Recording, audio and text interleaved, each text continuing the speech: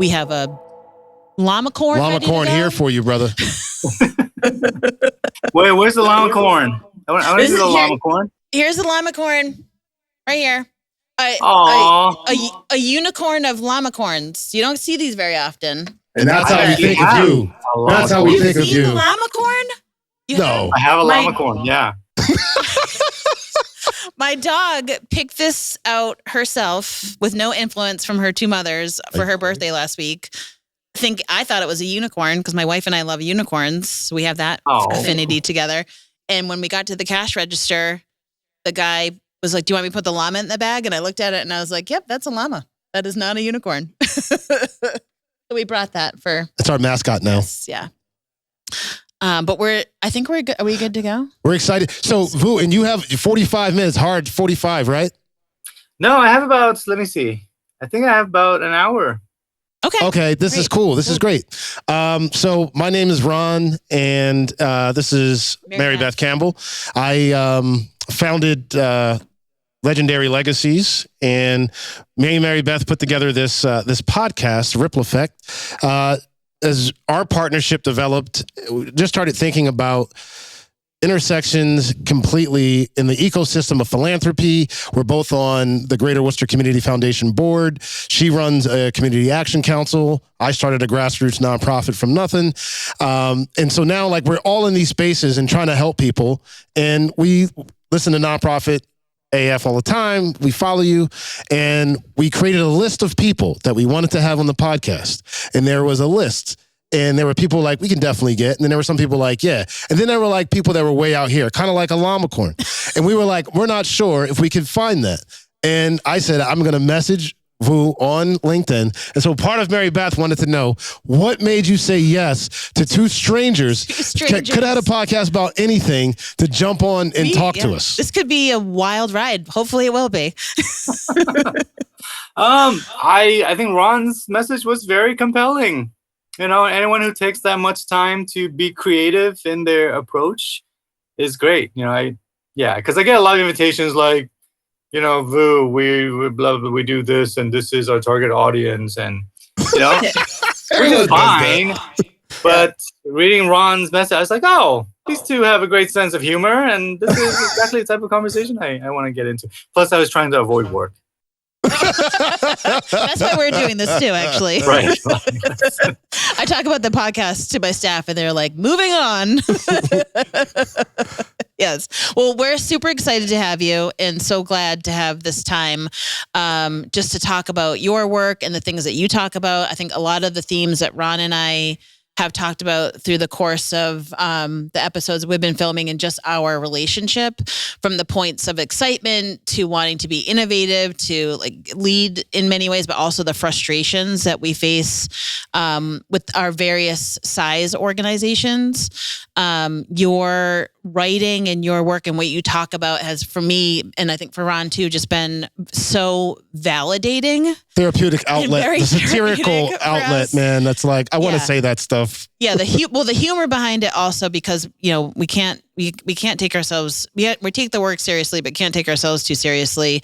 And there are moments where you're like, I can't believe that this is happening. I have to laugh at it. Or I'll cry. Or we'll cry.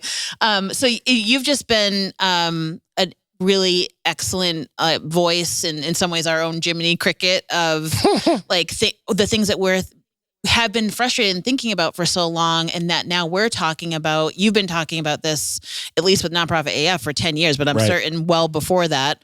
And it's just been nice to have someone who is such a respected leader in the nonprofit work and field talking about this, to make us feel like it's okay to talk about it too. Because they'll gaslight you, right? Make you think you're crazy for really pushing something that should be happening. So one of our most common ways to kick off our episodes. But you wanted to ask him about the math. Oh, well, yeah, that is, the nonprofit math, the TikTok that took off, that was nonprofit math we talk about this all the time. But I think in your nonprofit math piece specifically, you touched on like 10 to 15 so many poignant things that are real. You know, Ron and I just watched recently Dan Pallotta's Uncharitable video documentary, and I think your piece came out. The TikTok nonprofit math came out around the same time, and there's just so much synergy. I feel like we're in the zeitgeist a little bit of some of the forces around this. But we were going to ask you to kick off a little bit with nonprofit math, but also lead in. We ask all of our guests, as we have done ourselves, just tell us about your origin story and how you got into this work and how you in 2014 kind of took the leap to really lead a lot of these conversations. Yeah, let me see. I was born in Vietnam, and I was supposed to be a doctor when we moved over here. You know, and then I decided I don't want to do that. I don't want to dissect a cadaver. Right? I'm a vegan. There's no dissector, cadaver dissecting. So I got a degree in social work, and I was interested in just kind of helping folks, and specifically as an immigrant, you know, we were helped by a lot of nonprofits, and I wanted to kind of go and pay it forward by going into this work. So I got into nonprofit management and started leading organizations. And then in about 2012 or so, one of my organization's funders asked me to write a blog post for their website. And because of the power dynamics, you can't really say no to a funder, right? So I said, okay, I'll do it. But it's going to have to be on my terms, and that means it's going to be funny. And is that okay? And they said, yeah, that's fine. So I wrote about like the hoarding tendencies of nonprofit folks, because we have this scarcity mindset, right? Yeah. And I was like describing how the office kept just hoarding like pencils, math books from the 1980s. We were an after-school program. We were just like, you never know where you're going to need them. Yeah. And math has changed. Yeah. So that was the first blog post, and then people liked it. And it moved beyond my like 4 staff that I mandated to read my blog posts and started taking off. And that's how NonprofitAF started. That's great. Can you talk a little bit about in your transition in leap from being an ED to then initiating NonprofitAF? Like, did you have a sense of freedom in doing that and being able to not be beholden per se to the power dynamics, but just tell it like it is? This is what's really happening in the sector, and you kind of take that leap with maybe some reticence, but maybe less fear of being employed by a board. Yeah, absolutely. I mean, I was still pretty out there when I was running a nonprofit, and was challenging some of these assumptions that we make. For example, the assumption that funders can't take any feedback, and they would be offended, and they would just drop us if we spoke up. And the reality is that a lot of funders did not do that. They appreciated the feedback, but that doesn't necessarily mean that the power dynamics are not there. And so when I was writing my blog post every Sunday night, right back then, and then I would write and publish the blog post at 1 or 2 a.m. in the morning, and I wouldn't be able to sleep. I would wake up at 5 or 6 a.m. freaking out that some funder is going to get offended and defund my organization. That's so real. That's actually never happened. Some of them did get kind of snarky. They have like funder fragility, I guess, like donor fragility, funder fragility. But no one's ever defunded my organization because of what I said. That didn't mean that the board wasn't freaked out also, because they were always nervous about what I was going to say next. So like being financially untethered, FU, has been very liberating in what I can say. I love that. And I think that's what even with Ron, FU. That's what's up. That's what's up. That might be, that actually, every episode, we don't know what the title of the episode is going to be. It organically comes up at some point during the conversation. And I think we might have just figured it out. FU with Vu. FU with Vu. Ron and I talk, Ron is a founder. So that dynamic is a little bit different. I come into the work with, 60 years of board governance in a community action program, which I know you're familiar with community action, and some of the very compliance regulatory orientation that we have. But in just kind of thinking about our own work and even having this platform now, we've talked about like, well, what happens when eventually, usually it's probably going to be me that says something stupid, but not stupid, but no, really it's just like real of what's happening. And does the conversation, does that help the conversation shift? And have you seen actionable things shift with those dynamics in that, we are taking risks as having these conversations and putting those truths out there because we want to be able to innovate and grow and anticipate and do better by the people that we're working alongside with in our community. But in the risk of it, we also need to have conversations with our board of like, are you going to come along with us? Is the nonprofit sector, as we're evolving, our boards need to evolve with us. And like, what is that? Have you seen evidence of that working well? Have you seen the downsides and that risk? You mean in terms of like the board and the evolution of boards? Yeah. In terms of board, that board, that, the boards have, financial responsibilities, of sustainability for the organization. They have governance responsibilities. Ultimately, the maybe the traditional model is that the ED or CEO report is, that you have 21, I have 21 seats on my board. So I always think of it as having 21 bosses. And I know you've written about that. In that dynamic, but in order to open up that conversation with our boards, we have to have this conversation about risk and like come team with us on taking on this risk. We do need to talk about like just the board structure in general, and it is a very archaic and very toxic structure that we've inherited, and we have kind of internalized this idea that that's the only model that we have, and there's no other way to get around it. And we ourselves perpetuate a lot of these terrible philosophies, including saying things like we have 21 bosses. Right? That is ridiculous. You don't have 21 bosses. And we need to stop saying that. I mean, I was saying that when I was in ED. It was like, when I was introducing a board member, I'm like, this is the board chair. This is my boss. And that is not. I think that we need to get out of that sort of mindset because we cannot transform the board model if we keep being married to these archaic philosophies. I think a more, apt analogy for me is like the branches of governments, right, in the United States. Now, the government itself is not the most functional sort of role model for us to base any analogies on, right? But if the staff are like the executive branch, which like goes out and gets things done, right?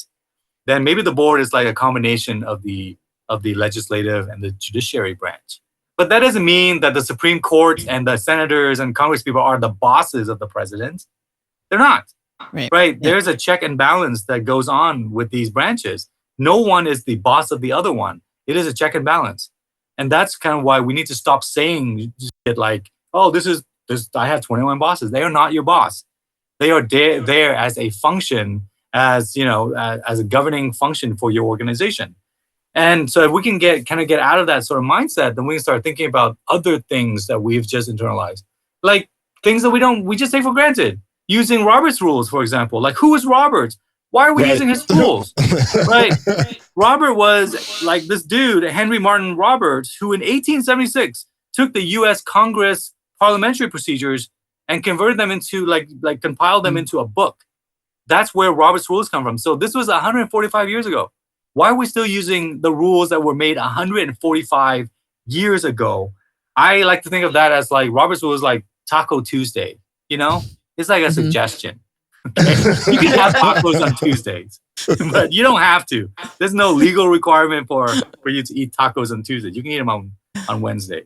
That's fine. I love your quick use of analogy. It's very helpful. Yeah. I totally hear what you're saying. And this is the thing, in regards to, so the work that I do, I work with returning citizens and those at the margins at risk of being incarcerated.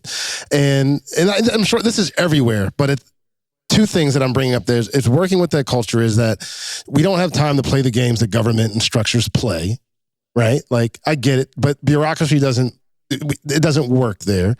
And then secondarily is more broadly for everyone is that information is so rapid now and things are so complex. To your point about archaic structures, there's a great book called Team of Teams, and it's referencing war, but General McChrystal talks about the old archaic model of the military and what was happening in Afghanistan. And I'm not here to support the war at all, but really the different structures of how the insurgents were operating and the speed at which they could maneuver and how nimble they were versus how rigid the structure that the American military, and they had to, he talks about how he had to decentralize that and allow it to be more flexible. And so as an organization, one of the things that I have always wanted to do from the founder was create a culture in which what you're talking about is what it is that the board is part of the organization in and of itself. And so these are the values that we all abide by. And how do we hold each other in? Am I doing it well? I don't know. I only have 5 people on my board. And in some ways that might be because I don't want to have... You don't have 21 bosses. But the reality is who I am, I know that structure that it won't work for who I am as a person, how I'm wired. Some of the success that we've been able to have is because of this. And I fear if I bring in, like I'm in this rub because it's like, oh, if you go beyond this structure where you are right now, you need to go find this person, this person, this person, put them on your board so they can get you into the relationships that you need. But I fear that could disrupt the organization that I'm running and how it operates. And so that's why, to me, it's like a very valid conversation. Like I'm thinking, like, where is this being done well? Have you seen spaces where they're not using Roberts and they're like, hey, we're doing it this way and it's working well? And I don't think those are getting talked about enough. And that's what we are hoping to generate in these conversations as well. So drop that science, brother. It's on my list of things to rant about, boards. And I have ranted a few times on it. One of my when I started RVC, like we had a very really cool board structure. It was like a community board where it was basically whoever wanted to show up would just show up, right? And we had childcare, we had food, and when people showed up, we're like, hey, this is what we're thinking about where the organization is going, what are the strategies, and the community would vote on different things, right, including the logo of the organization, the values of the org, etc. And it was amazing to see like 30 or 40 people who looks like the neighborhood that we were in, like with kids running around, screaming, in the little childcare room, and everyone is just like working together on these directions. Then I made one of the biggest mistakes in my career, which is that as we grew bigger and started getting more and more funding, right, I decided basically, I was like, hey, you know what? I think we need a traditional board model of like 9 people who would meet once a month and who would basically become my boss, right? Yeah. And these were very nice people that I recruited, that I handpicked. And they were great in many ways, but they changed in a lot of ways that I thought were just really terrible and very conservative in their approach. And it made me nearly quit a few times as the ED. Mm-hmm. Like when they were like, when I asked for like paid family leave, for example, right? And I was like, hey, this is where the community is, where the entire sector is going, is paid family leave. Make sure you offer that. And of course, I was having a baby, so I can't really advocate for that because I had a vested interest. There was a conflict of interest. And I was like, you know what? You all need to do the research and you make the decision. Here's the consultant who would do this. And brought over this great consultant that people respected.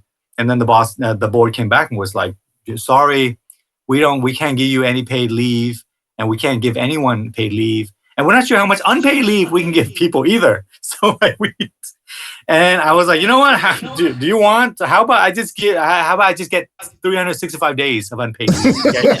That's what I was thinking, because this board that was so progressive, when it was forced to become this conservative board, traditional board became very conservative. And so I'm thinking that maybe like this community type board, combined with like I think Hildy Gottlieb from Creating the Future, and Creating the Future, the board there calls it a minimally viable board, which is basically just like 3 people who do the bare legal minimum required by law to keep this organization in compliance. But then they don't really do anything else. And it's the community board, the one that I had originally, that looked like the community, that would make all the decisions on values, strategic directions, and all that stuff. So anyway, sorry, I get very passionate talking about boards. So what I wrote down was heed the warning. I'm heeding the warning, the writing on the wall. Well, that's true. I mean, that's really strikes core to the work, community action, in that in our name is community action. And of course we are required, but for us do a lot more, I think, intentional work around getting community involved. I think we can do a lot more. Our board is structured in a tripartite way, where originally in 1965 or however long, 64, originally it was 100% comprised of people from the community when community action started. And then very quickly legislation amended the composition of the board to be tripartite, a third public sector, a third private, and at minimum a third consumers, clients. And while my board is, and I think this is true of a lot of my peer community action organizations, like we are very intentional about who we're asking to be on the board, in that we're getting people from the community, we're getting people who understand and that are supportive of our vision and mission, but we are beholden to this regulatory compliance piece too. So that's kind of the sphere around us. My board is incredibly supportive of things like how we create more equitable opportunities for leave, but that's almost sometimes by chance too, board to board. And the idea that we're not, Natanya Craig Okendo, who is our guest in our past episode, she's the executive director of the Boston Women's Fund. We were talking about trust-based philanthropy, and she scoured at it. Yeah.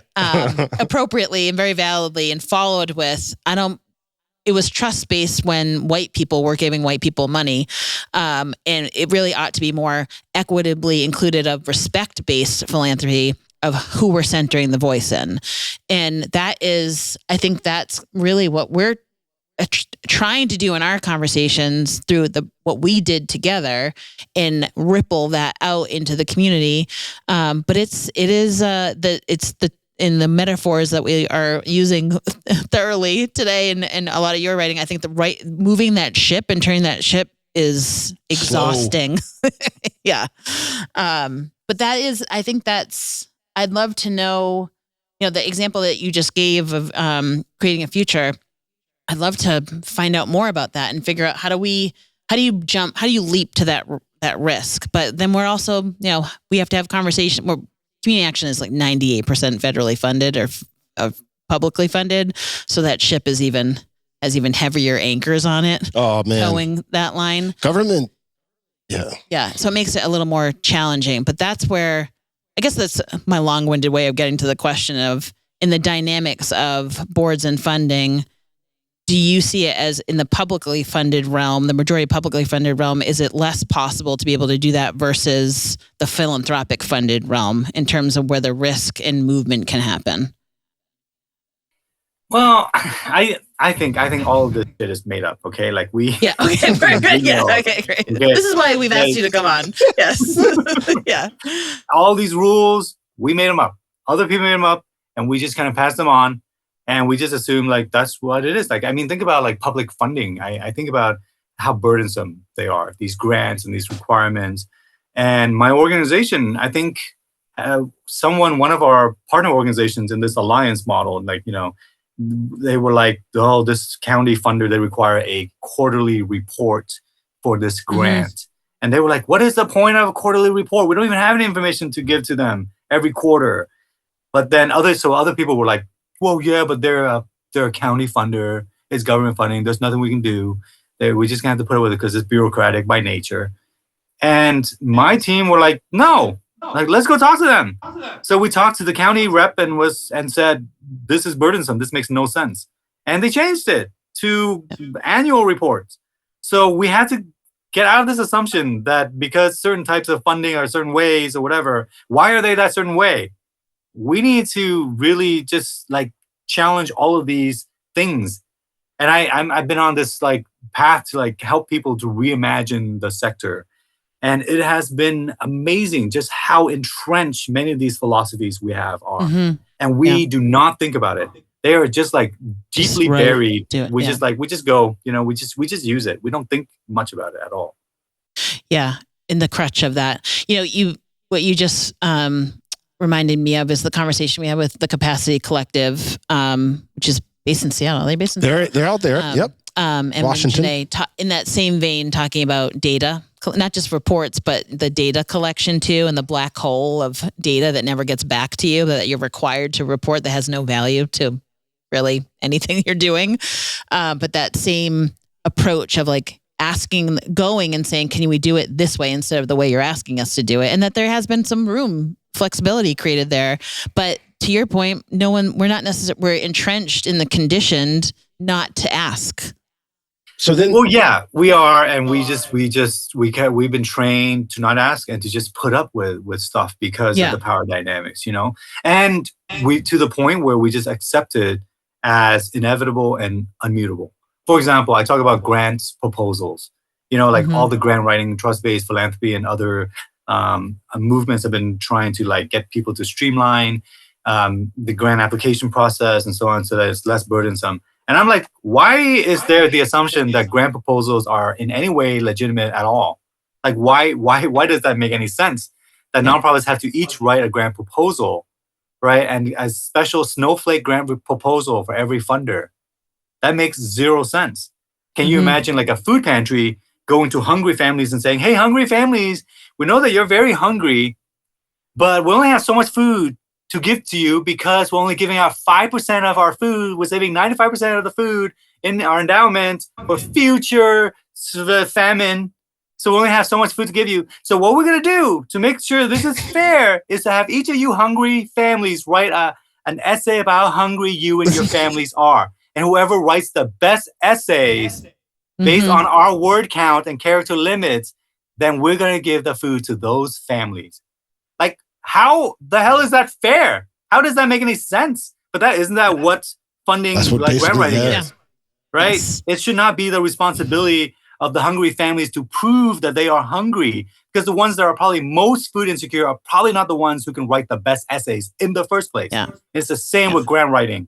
The communities that are most affected by systemic injustice, you know, Black and brown communities, disabled communities, etc., they're the ones who probably need the most funding. But right now, 90% of philanthropic dollars go to white-led organizations because we have this Hunger Games where we reward the people who can write the best grant proposal in this really shitty, inane system. And then we think it's normal. That's our. But then there's also something really masochistic about it, because it's like the situation that those that are underserved are in a lot of ways because the public sector did not support them in a way. And so then I'm writing letters to try to say how bad my situation is that you helped create in a space so that I can get the funding to help me get out of the situation. That's wild. It is very wild. And it touches onto like the way that we do fundraising. Right, like I've been working on this community-centric fundraising movement for the past few years. We want to definitely talk about that. It's going global. It's really great, you know. But it's really challenging the way that we do fundraising in this sector, because the way we've been doing fundraising, where we've been trained to do it, is absolutely like mind-blowing to me. It makes no sense. Like, can you dig a little bit more in?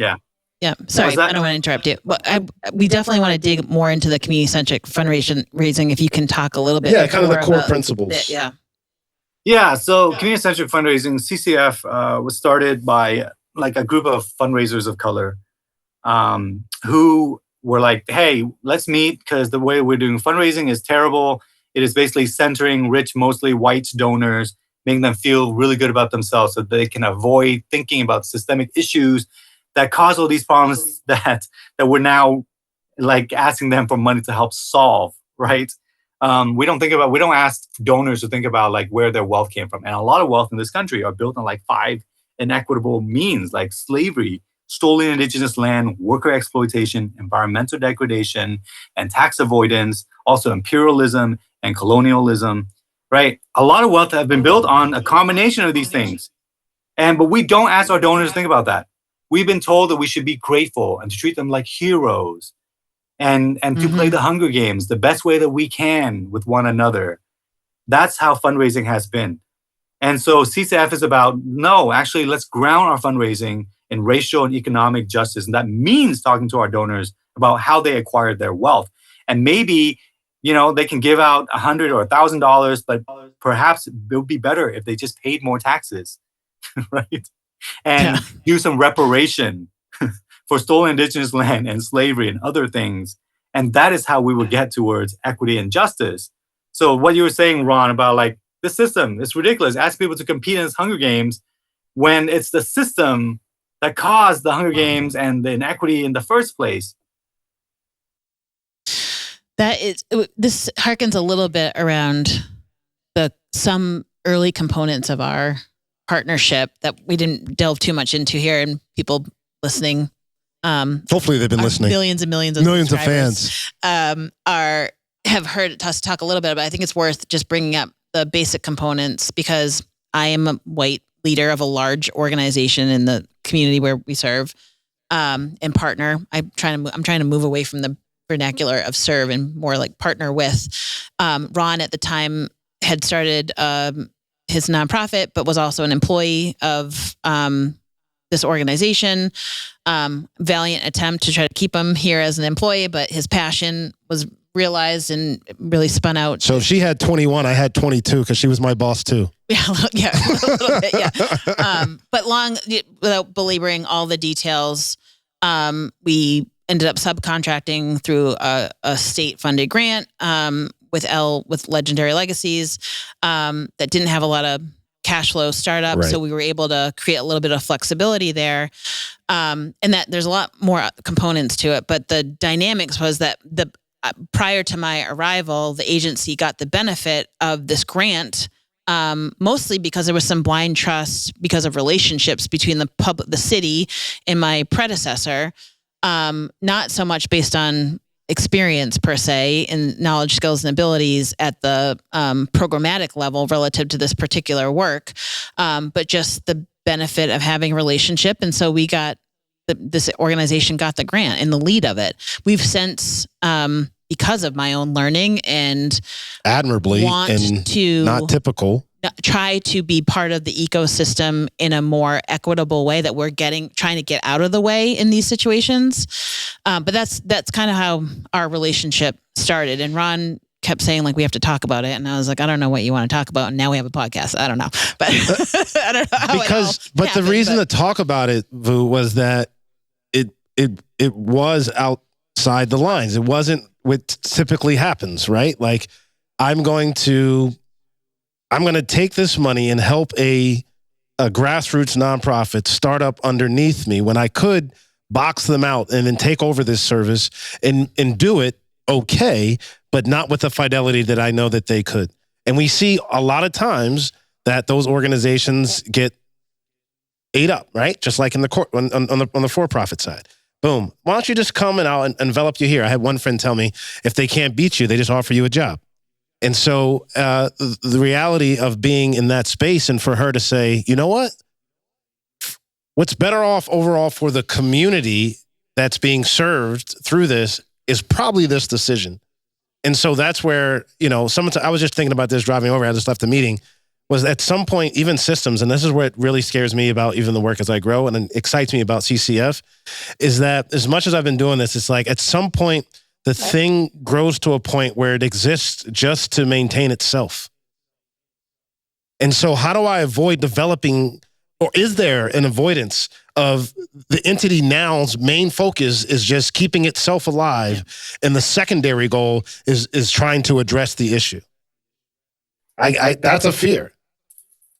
Yeah, and that's something that we all in the sector have to think about. I mean, some funders think about sunsetting, right? They're like, we're going to spend down our money and we're going to cease to exist in 10 or 20 years or whatever. Well, I think the nonprofits need to think the same way. All of us need to start, not just nonprofits, but individuals. Like, how do I sunset this work? I mean, I've been doing this for a while. I've been ranting. I've been like this philanthropy dominatrix in a way, right? For years now. But like, I don't want to just keep repeating the same stuff and then actually having nothing change. Yeah. So like, how do we actually get to a space where we don't need like our shelters and the food pantries anymore? How do most nonprofits just go out of business? That's what I say to my team all the time. Let's wake up every day with the idea that we can make ourselves obsolete. Yeah. Yeah, I think someone was telling me about how they attended this homelessness conference, you know, and it was like their 50-year celebration. And then one of the speakers on stage, one of the leaders of the org was like, and we're hoping for another great 50 years. Right. Boo. That reminds me of, I was at a homeless one, similar. I was at a homeless forum, and I was like one of the last ones to speak from my lived experience. It's not funny, but it is. Like you said, you got to laugh. There were like 12 experts just talking about how bad it was going to be. And each one that came up at this homeless forum was like, I'm happy to be here. And like when I came up to speak, and it was like, happy is not what I am to be here. Like, what right? It's such an autopilot mindset that I'm not, it's just, this is what I'm here to do. This is what I say. This is what I go do. To stop and think to what you're saying is, why am I at a homeless forum again? And the fascinating thing with that, which we all know, was it was predicted that this was coming. And then folks were all there like, wow, these numbers are absolutely astounding. How could this happen? And it was like, well, 3 years ago, we said that this was coming. Now there was a homelessness summit yesterday, actually. Yeah. But one of the reasons I bring up just a little bit of the history of our partnership is around, in addition to the concept of the CCF, but also what you've talked about in your writing around Community Alliance, and like where I think we talk a lot about, and you just said this in terms of just striving to exist, we dilute our expertise because we're just chasing dollars, right? And so where do the pieces thread and fit together in the network of nonprofits to work more together? And you've written a little bit, and I think you use the Star Trek. I'm not a Star Trek, or admittedly. So we already know that because you would say you're Trekkie. If you were, you would say Trekkie. So saying you're not a Star Trek, you told on yourself. I can do this, but I don't want to say they're defiled. I'm sorry. Don't hang up. Don't hang up. But I appreciated your analogy of that in the Community Alliance strategy. What are some of the effective ways that nonprofits can create that bonding system in that model? Well, let's talk about this for a bit, right? Because again, we have a bunch of entrenched philosophies that we just think every nonprofit should be its own siloed thing, right? And the analogy that I use with Star Trek is that like all of us nonprofits are like a starship with our own captain, our own mission, etc., right? And we each go out there and we do our thing to make the universe better. But in the Star Trek universe, there's like a Starfleet that handles like the back office, right? That coordinates where the ships are going and probably handles the HR and the QuickBooks and the accounting. But without that, then like Picard has to like spend 50% of his time just trying to find the receipts and enter them into QuickBooks, etc. Right? And then everyone is just shooting at each other because no one is knowing who is going where or which mission it is, and etc. So there's very little coordination in the nonprofit sector, right? Yeah. And so what we need is more of these alliances so my last organization did that. We got a bunch of organizations together, about 20 or 30 of them, into this sort of alliance. And we handle their finance, HR, all of that stuff, taxes, and so on. Many of them put their fiscal sponsorship on hiatus, the 501c3 status on hiatus to join this, right? Mm-hmm. And it was amazing because it was so much more cost effective to have like one small team handling all the finances for like 20 or 30 organizations than everyone having their own part-time bookkeeper and everyone scrambling to do like taxes and audits and all of this stuff, right? It's just so much more efficient. But we don't think about this because we're so used to playing the Hunger Games with one another. Wow. So what we need is like more Starfleet type organizations. But then that's a great analogy. Because of like people not understanding these capacity organizations or these support organizations, they're like, we don't understand Starfleet. Like, why would we give to Starfleet when we can just give directly to Picard? Right? That's kind of what it is. Right. Picard is just more attractive. Like, to give money to, Mhm. you know? And so funders are like, we don't understand what the point of these intermediary organizations or these alliance organizations are. Until a while ago when Collective Impact came on the scene and was really helpful. But then there was a lot of challenges with Collective Impact. A lot of funders did not understand that. They got shiny object syndrome where they're like, oh, Collective Impact is so great. Let's give all the money to these backbone organizations and ignore all the other organizations. I remember being at an organization and, we were writing for a grant for a collective, for something actually that had nothing to do with Collective Impact. It was for education. And one of the program officers like literally called me and said, Vu, I'm calling you in secret. I need you to write that you are more aligned with the collective impact work that's being done, because otherwise you're not going to get funding for your org. You and I never had this conversation. Like, this message will explode. Self-destruct. In 5 seconds or whatever. It's like, yeah, okay, fine. And that is the wrong message that funders were getting. So I don't know. There's a lot. Yeah, we do need more community alliance. It needs to be done with an equity lens. Because what was happening was they were giving all of this money to basically white-led backbone organizations, white-led, alliance type organizations, instead of thinking, what do these communities of color and other marginalized communities, what do they need? What sort of community alliance models do they need? And what are they proposing? How do we fund that? That's what they should be doing. I'm gonna go back the other way. What do you think about what Mackenzie Scott's doing? That's dope? Is that the way to do it? We're gonna change things? Mackenzie Scott is doing some great stuff, I think, at least originally. I think kind of the recent efforts became more and more traditional, where she's, forcing the Hunger Games on. But I think the more important question that people are asking is like, why does anyone have that much wealth in the first place? Like, we should not have a system where anyone could be a Mackenzie Scott, right? Or Jeff Bezos, or an Elon Musk, or any of the other, white folks who have just a bunch of money. The thing is interesting, you're saying about being able to give money using your Star Trek analogy to Picard. In what ways is it that I still want to be able to control what my money does, right? So, because if I give to this backbone organization, they still now take this and have an ability to distribute it in a way that may not be in alignment with what I really want. And it's kind of in line with, I've referenced this book before, Winners Take All, and where he talks about, right, like at that level, I can really shape the world the way I want it to look. And what I think is best. And so it's really fascinating to think about that level of wealth and how it can be distributed into the philanthropic ecosystem in such a way that it's not benign. I'm not saying it's bad, but there's an arc in it already of where these dollars go and what I want it to do and how it shapes society as a whole. Yeah, rich people avoiding paying their fair share of taxes and then using their wealth to shape what we pay attention to is a serious issue in our society. And at the same time, it's not just like the 1% really rich people. It's all the donors. And we as fundraisers, we reinforce this. Like, we've been told, for example, like, you need to make sure to treat your donors like heroes, no matter what level, etc. Make sure you use the word you 20 or 80 times in every appeal letter. You did this because of you. We serve 500 kids. Yeah. We couldn't have done it without you. You got to use the word you all the time. And I liken it. I liken this sort of donor-centered model, right, where we treat donors as heroes, to like, I don't know, like husband-centered marriages. Can you imagine that? I can't imagine it myself. No. Marybeth can't imagine it. Marybeth's wife would not be able to understand that. I mean, look, like I have been a husband. I would love it. Every single time I did the dishes, my partner would write me a handwritten thank you note.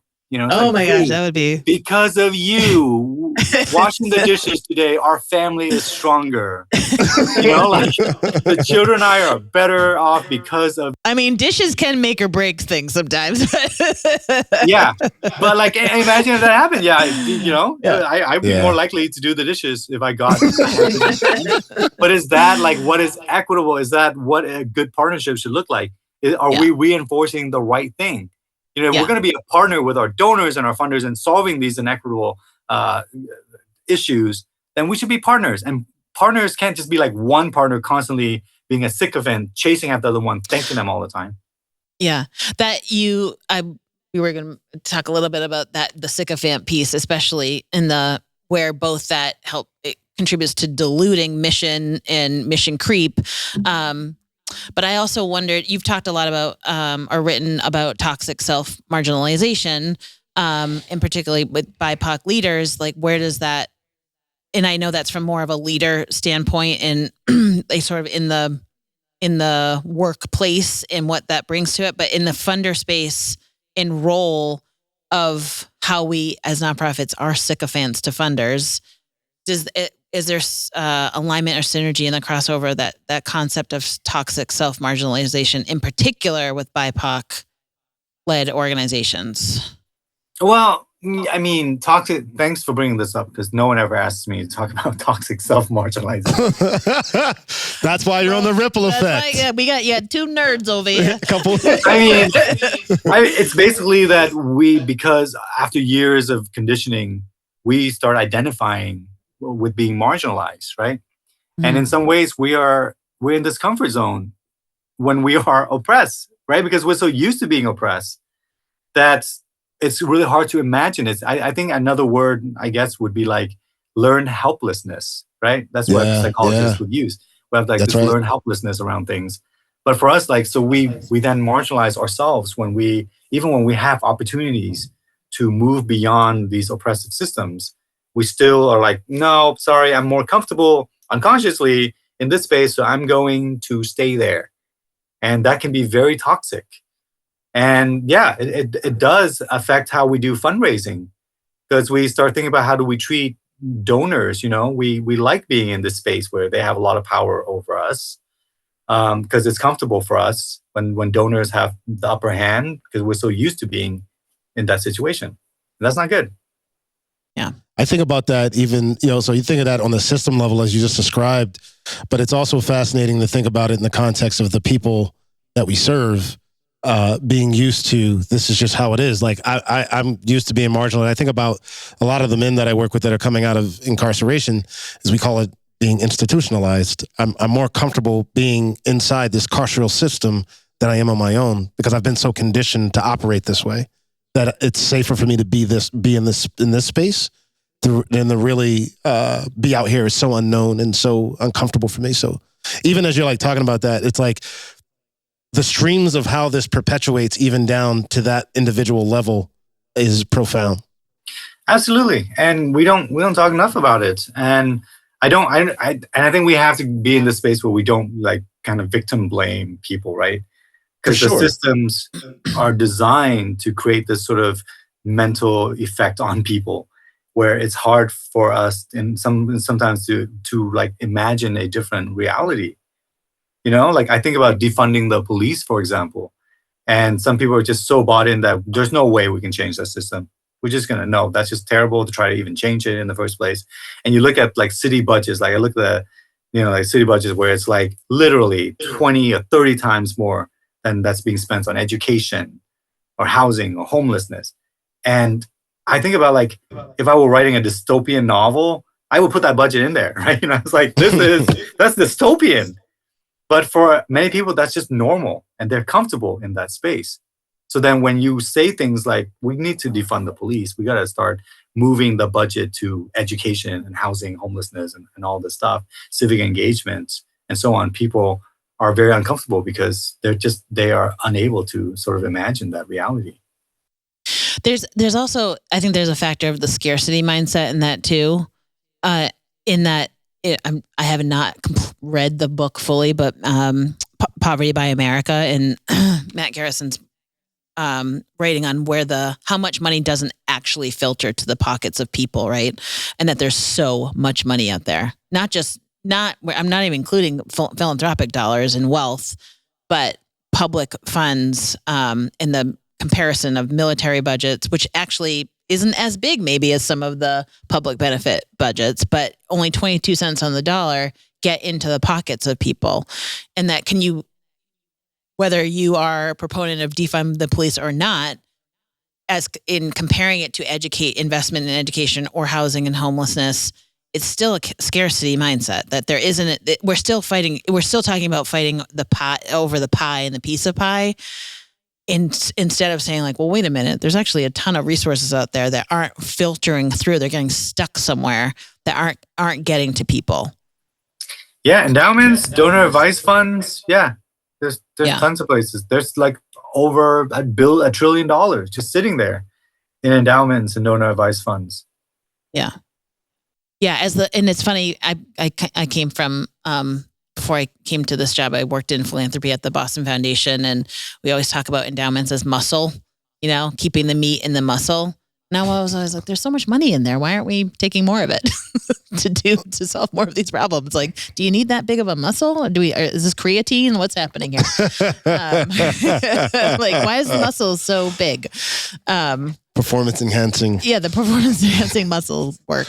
No, it's more like a tumor. That's valid. Growing, unhealthy growth, and harming. Unhealthy growth. Yes, it keeps growing, and it's not it's invasive in some ways, and it is just sitting there, right? And you get to pluck off a little bit of it, like the 5% spending rule.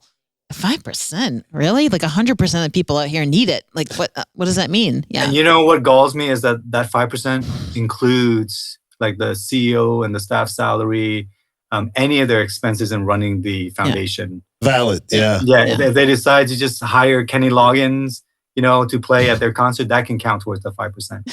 I don't know that I'd be hiring Kenny Loggins. God bless him, but yes. Hey, Kenny Loggins is amazing. You not. Don't disrespect the log.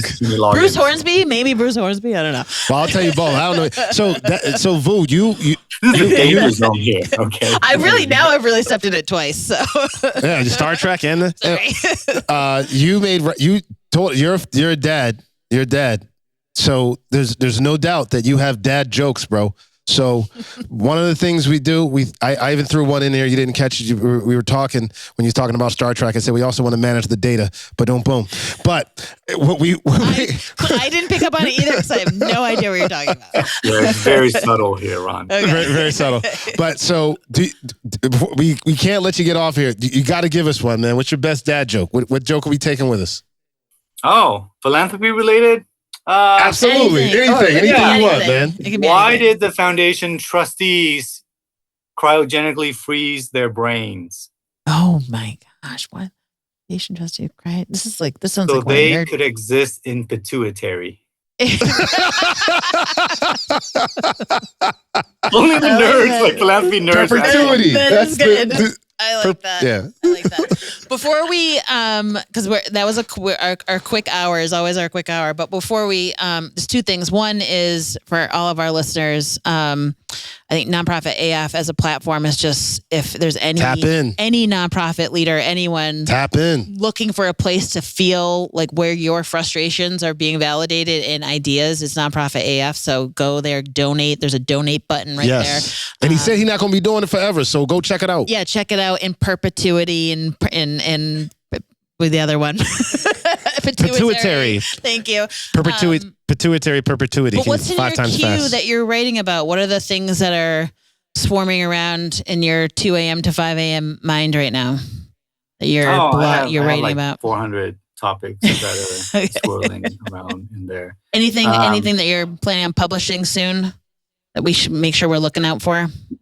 Oh, yeah. Well, right now I've been having some issues with the email and notification system. So you're not getting any notifications for 2 months.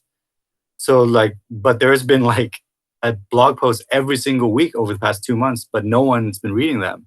I wrote an amazing blog post about cod pieces. I saw that. I read that one.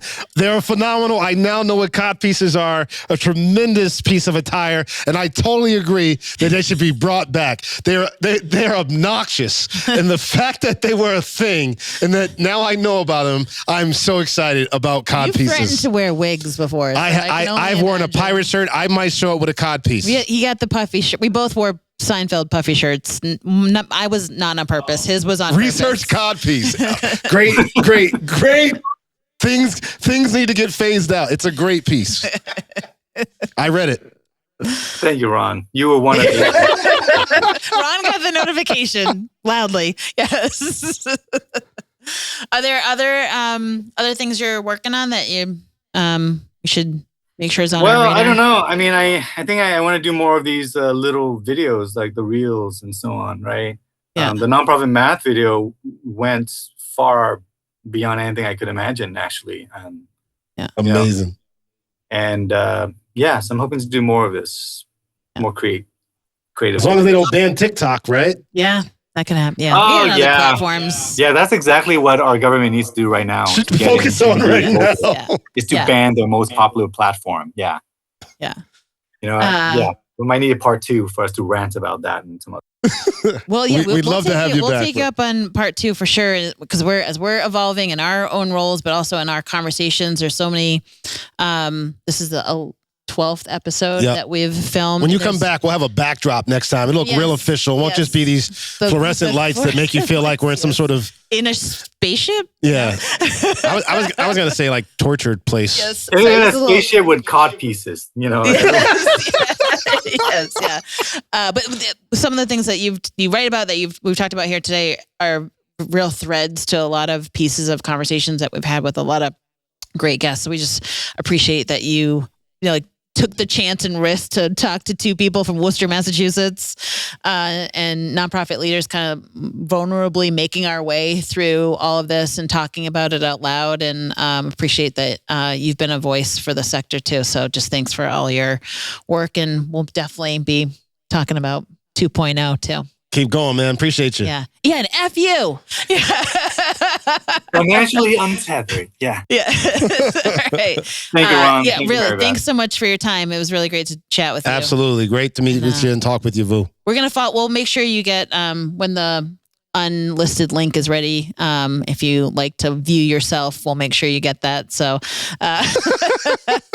and I'll let you know what the schedule is for publishing, but just excited that you're part of our journey on this. Oh, wait a minute. This is a YouTube thing? YouTube, iTunes, Spotify. Sir. So, I probably should have combed my hair. Like, I didn't know this was going to be visual. No, we're on YouTube, and we're a little messy today too.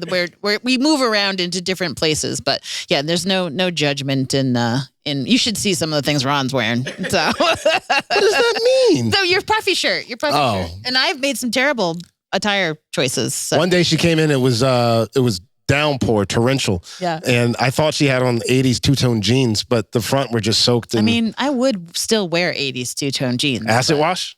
Yeah, definitly. Yeah. Yeah. I wrote about nonprofit clothing advice, so you feel free to check it out. Oh, yeah, we did. We've talked about that. We're supposed to look disheveled enough so that people give us money. Don't iron so anything. Disheveled that they think our overhead is too high. Just worn down enough. Do a slight hole and don't iron anything. Trying to hold on. Yeah. That's so we've talked about dress code policies here. I'm known for my high heels, so I eliminated from our dress code policy or our employee handbook that people couldn't wear high spiked heels. heels, like stiletto heels. That's unreasonable. So yeah. Good. They look like a pump, but feel like a sneaker. Yeah, so. you know that ad. Looks like a pump, feels like a sneaker. Yeah. Okay.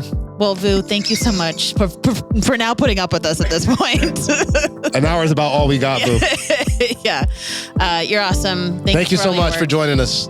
And we'll follow up with all the good info. All right. Thanks very much. You're listening to The Ripple Effect, a nonprofit imperative with Ron Waddell and Marybeth Campbell. Be sure to like, subscribe, and share. We'll see you on the next one.